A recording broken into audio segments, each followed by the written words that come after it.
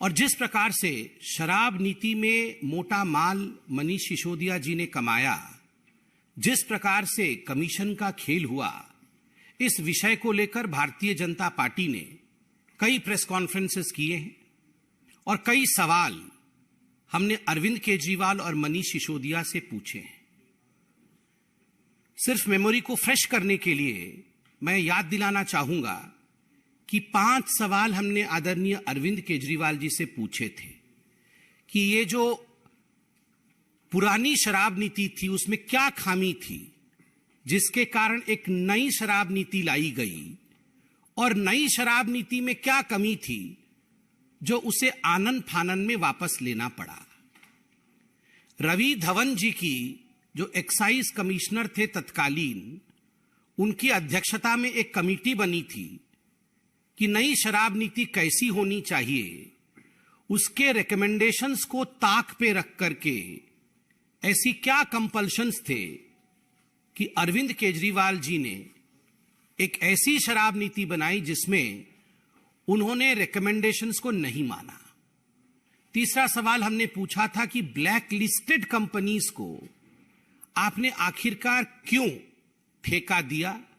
चौथा सवाल हमने पूछा था कि कानून के हिसाब से जो मैन्युफैक्चरर्स हैं वो रिटेल में नहीं आ सकते, उसके बावजूद आपने अपने मित्रों को बुला करके जो मैन्युफैक्चरर्स थे उनको आपने रिटेल में काम कराया। पांचवा सवाल हमने यह भी पूछा था कि क्या कारण थे कि पहले जो फायदा या कमीशन ठेकेदारों को 2% का मिलता था उसे आपने 12% में तब्दील किया, जिसके कारण दिल्ली सरकार को भारी नुकसान उठाना पड़ा और ठेकेदारों को बहुत फायदा हुआ। मनीष सिसोदिया जी और अरविंद केजरीवाल जी के मित्रों का बहुत फायदा हुआ। 144 करोड़ रुपया ये जो लाइसेंस फीस था अपने मित्रों का बिना कैबिनेट के अप्रूवल का, इन्होंने क्यों माफ किया। ये कुछ सवाल हमने आपके माध्यम से केजरीवाल जी और मनीष सिसोदिया से पूछा था, जवाब आज तक नहीं आया। इसलिए आज इस प्रेस कॉन्फ्रेंस के माध्यम से हम जो दिखाने वाले हैं, स्टिंग मास्टर का स्टिंग हो गया है। अरविंद केजरीवाल जी जब मुख्यमंत्री बने थे तो उन्होंने खड़े होकर कहा था कि देखो जी, अगर कोई भ्रष्टाचार करे तो आप जरूर उसका स्टिंग कर लेना, आप उसकी रिकॉर्डिंग कर लेना और हमें रिकॉर्डिंग भेज देना, तो हम जो है सच दिखा देंगे। तो आज वही हुआ है, एक स्टिंग हो गया है जो अब पब्लिक डोमेन में है। स्टिंग मास्टर का स्टिंग हो गया है और इस स्टिंग में जो कंटेंट है जो आप अभी देखेंगे, इससे एक बात स्पष्ट होती है कि जो लोग भ्रष्टाचार के खिलाफ लड़ने की कसम खाकर आए थे वो आज दरअसल कट्टर भ्रष्टाचारी पार्टी के रूप में सामने आई है। ये आम आदमी पार्टी कट्टर भ्रष्टाचारी पार्टी, और दिल्ली के जो नेताओं ने कहा था कि ये बेउड़ी सरकार है, आज कहीं ना कहीं वो साबित हो रहा है। बिल्कुल ब्लैक एंड व्हाइट में आज इस स्टिंग में आप देखेंगे कि अरविंद केजरीवाल और उनके सिपहसालार मनीष सिसोदिया ने किस प्रकार से मोटा माल कमाया है, अपने मित्रों से कैसे पैसे कमाए हैं, कैसे दलाली ली। कमीशन को हिंदी में दलाली कहते हैं और यही बात आज स्टिंग ऑपरेशन में सामने आएगा कि किस प्रकार लोग दलाली देने के लिए अरविंद केजरीवाल और मनीष सिसोदिया जी के पास जाते थे और एक मोटी दलाली कमा करके दिल्ली के एक्साइज पॉलिसी को लाया गया, दिल्ली को नुकसान में ढकेला गया और अपने को प्रॉफिट में रखा गया। और ये सारा का सारा स्टिंग, जिसको अंग्रेजी में कहते हैं ना फ्रॉम द हॉर्सेज माउथ, उस व्यक्ति के मुंह से सुनेंगे जो व्यक्ति खुद मनीष सिसोदिया जी के हाथों में पैसा पकड़ाता था। मोटा माल जो मनीष सिसोदिया को दलाली और कमीशन के रूप में देता था, आप खुद उस व्यक्ति के मुंह से सुनेंगे। आपने देखा होगा जो आरोपी लिस्ट है सीबीआई की, उसमें 13 नंबर आरोपी जो है उसका नाम है सनी मारवा। तो सनी मारवा के पिताजी हैं जिनका नाम है कुलविंदर मारवा, ये सब एक साथ काम करते हैं, एक ही कंपनी में डायरेक्टर इत्यादि है, बेटे पिता सब। तो ये कुलविंदर मारवा का एक स्टिंग ऑपरेशन सामने आया है, जिसमें वो पूरा मोडस ऑपरेंडाई, किस प्रकार से कमीशन खाया जाता था और केजरीवाल सरकार की नीति कैसी थी, इसका पर्दाफाश करते हैं।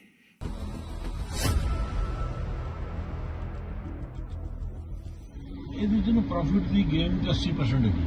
80% 1 रुपए ਦੇ ਮਾਲ ਦੇ ਵਿੱਚ ਸਾਨੂੰ 20 ਪੈਸੇ 20 ਪੈਸੇ ਦਾ ਮਾਲ ਹੁੰਦਾ, 80 ਪੈਸੇ ਸਾਰੇ ਸਾਡੇ ਹੁੰਦੇ। अच्छा 1+1 ਕਰਨ ਡਰ ਗਈ ਸਾਨੂੰ। 80 ਇੰਨੀ ਕਮਾਈ ਕਿਵੇਂ? ਇੰਨੀ ਕਮਾਈ ਐਵੇਂ ਕਿ ਇਹਨਾਂ ਨੇ ਐਤਕੀ ਚਾਲੇ ਚੱਲੀਏ, ਤੁਹਾਨੂੰ 20 ਦਾ ਮਾਲ ਹੈ ਕਿ ਜਿੰਨੇ ਦਾ ਮਰਜ਼ੀ ਵੇਚੋ, ਸਾਨੂੰ ਫਿਕਸ ਨੇ ਪੈ ਦੇ। ਸਾਡੇ ਤੋਂ ਇਹਨਾਂ 253 ਕਰੋੜ ਲੈ ਲਿਆ।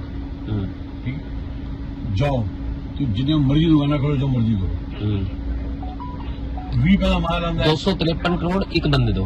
एक बंदे। अच्छा साल दा 253 नहीं, ये तो मिनिमम साडा है।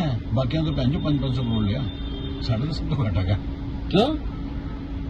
गल में 20 टेंडर की बने सी, सब तो छोटे सी ले ले। बाकी 200 टेंडर बने, उन्हें महंगे मिले लेने पे। ਅਸੀਂ ਜੋ ਟੈਂਡਰ ਭਰੇ ਸੀ ਨਾ, ਕੱਚੀ ਕਲੋਨੀਆਂ ਦੇ ਭਰੇ ਸੀ, ਜਿੱਥੇ ਦੁਕਾਨਾਂ ਸਸਤੀਆਂ ਹੋਣ। ਡਿਫੈਂਸ ਕਲੋਨੀ ਸਭ, ਹੁਣ ਇਹ ਡਿਫੈਂਸ ਕਲੋਨੀ ਮੇਨ ਰੋਡ ਹੈ ਨਾ, ਇਸ ਪਾਸੇ ਡਿਫੈਂਸ ਕਲੋਨੀ ਹੈ, ਉੱਥੇ ਦੁਕਾਨ ਹੈਗੀ 200 ਰੁਪਏ ਫੁੱਟ। ਇਸ ਪਾਸੇ ਕੋਟਲਾ, ਉੱਥੇ 90 ਰੁਪਏ ਫੁੱਟ। ਗਾਹਕ ਦੀ ਭੈਣ ਕੋਲ ਸੜਕ ਟੱਪ ਕੇ ਦੂਰ ਚਲੇ ਜਾਂਦਾ। ਪਰ ਉਹ ਟੈਂਡਰ ਲੈਣ ਵਾਲੇ ਦਾ ਬੇੜਾ ਕਰਕ ਹੋ ਗਿਆ।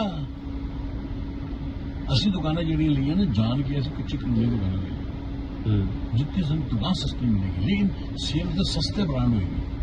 सस्ते ब्रांड मिल जाएंगे, माल भी पैसे का 40 रुपये 80 भी है। कई लोग 1+1 दे रहे हैं, कई 2 नाल ही दे रहे हैं, 1+2 भी दे रहे। मैं कह रहा 2 दे रहे हैं। माल तो भी पैसे का है। पहले इन्नी कमाई होंदी सीगी सर, इन्नी पहले 70 पहले 20 रुपए का माल होंदा सी, 70 रुपए गवर्नमेंट ਹੁੰਦੇ, 10 रुपए ਸਾਡੇ ਹੁੰਦੇ ਸੀ। अच्छा ਹੁਣ ਗवर्नमेंट ਨੇ ਕੀ ਕੀਤਾ ਆ ਗਿਆ, 20 रुपए ਦਾ ਮਾਲ ਲਓ, ਜੋ ਮਰਜ਼ੀ ਕਰੋ, ਸਾਨੂੰ ਫਿਕਸ ਕਿੰਨਾ ਦਿੰਦੇ ਹੋ। ਮੈਂ ਟੋਟਲ ਸੇਲ ਜੋ ਕਿੰਨਾ ਫਿਕਸ ਕਰ ਦਿਓ, ਜੋ ਮਰਜ਼ੀ ਸਾਨੂੰ, ਤੁਸੀਂ ਨਾ ਇਹ ਦੁਕਾਨ ਖੋਲੀ ਨਾ, ਸਾਨੂੰ ਮਹੀਨਾ 10 ਲੱਖ ਦੇਣਾ, ਤੁਸੀਂ ਜੋ ਮਰਜ਼ੀ ਲੋ, ਜੋ ਮਰਜ਼ੀ ਵੇਚੋ। ਅੱਛਾ ਫਿਕਸ ਅਮਾਉਂਟ ਕਰ ਲੈਣਾ। ਹਾਂ, एक्साइज फिक्स कर दी। ਤੁਸੀਂ ਇਹਨੇ ਪੈਸੇ ਦਿੰਦੇ ਨੇ, ਸਮਝੇ? ਆਮ ਹੋ ਜਾਂ ਨਾ ਹੋ, ਤੁਸੀਂ ਸੋਚੋ, ਲੈਣ ਤੋਂ ਪਹਿਲੇ ਤੁਸੀਂ ਦੇਖ ਲੈਂਦੇ ਨਾ ਇੱਥੇ ਕਿੰਨੀ ਦੀ ਸੇਲ ਹੈਗੀ, ਉਸ ਸਾਹਮਣੇ ਤੁਸੀਂ ਮੈਨੂੰ ਦੇ ਰਹੇ ਹੋ ਨਾ ਪੈਸੇ। ਸਾਨੀ ਵਾਲਾ ਚੋਰੀ ਕਰ ਰਹੇ ਕਿ ਹੁਣ ਸਾਡਾ ਰੋਲ ਖਤਮ ਤੁਹਾਡੇ ਨਾਲ, ਜੋ ਮਰਜ਼ੀ ਕਰੋ।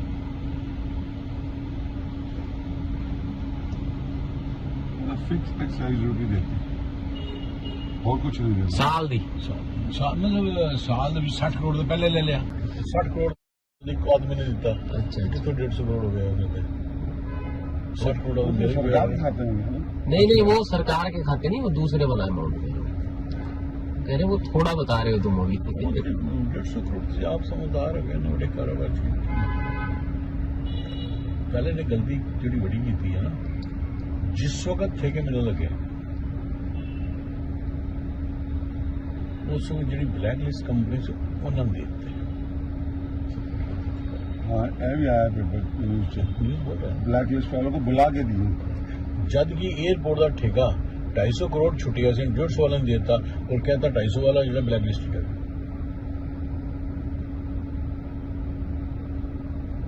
अपने बंदों को कमाई कराई है उन्होंने। नहीं अपने बंदों को नहीं जी, वो तो वो बंदे जो इनको गए, इनके विश्वास पात्र। हाँ जो भी